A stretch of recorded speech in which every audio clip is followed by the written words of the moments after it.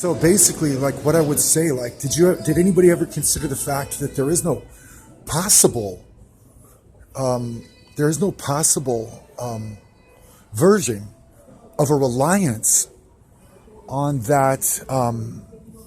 on that, on that, on that different,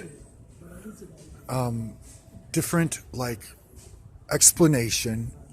It's like a different explanation. It's like a homeless person's explanation of of of personality. You know what I mean? Like what homeless people have to offer and what they don't have to offer, because that's what homeless people are going through. It's like, you know what I mean?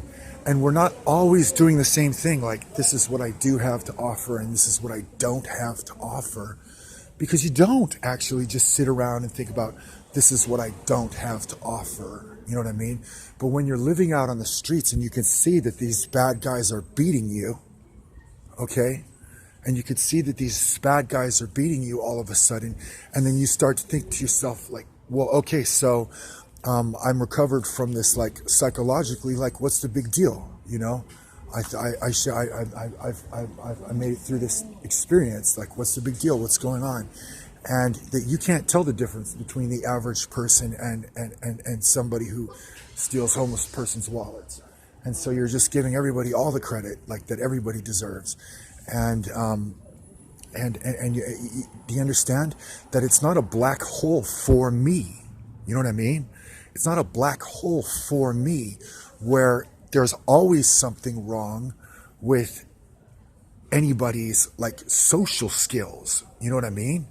It's not a black hole like that, because I'm telling you, it's the difference between having resources and not having resources. It's actually the difference between resources and not having resources that makes the difference, like, for that social potential. You know what I mean? And you're talking about the social potential as if it's going to mean something when you get to the bottom of it, that the social potential